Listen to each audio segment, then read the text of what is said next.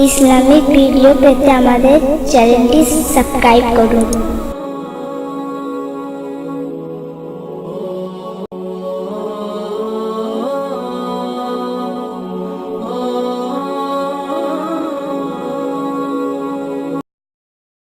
পাপ মুক্তির পবিত্র মাস মাহে রমজান।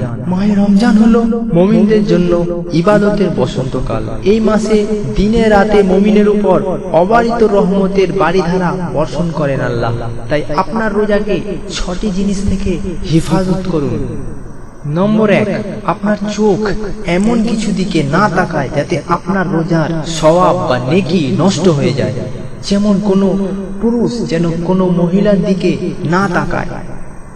নম্বর 2, নিজের জিহ্বার হেফাজত, অর্থাৎ মিথ্যা বলা, চগলখুরি, গীবত, গালিগালাজ, লড়াই ঝগড়া, কাউকে নিয়ে হাসি ঠাট্টা করা, এই সমস্ত জিনিস থেকে নিজেকে হেফাজত করা।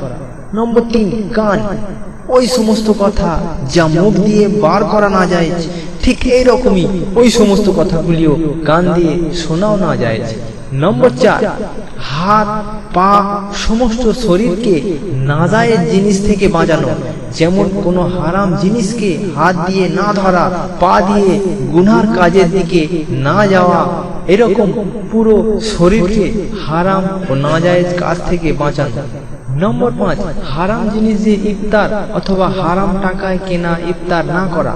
যদি কেউ আপনাকে ইফতারের দাওয়াত দেয়, আপনি জানেন ওই টাকা হারাম, অথবা আপনার সন্দেহ থাকে যে ওর টাকা হারাম হতে পারে, তাহলে অবশ্যই তার দেওয়া জিনিস দিয়ে ইফতার করবেন না।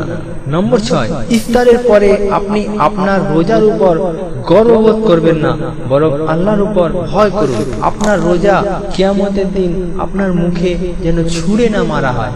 সব সময় আল্লাহর শুকর আদায় করুন এবং রোজা কবুল হবার জন্য আল্লাহর কাছে বেশি বেশি করে দোয়া করুন।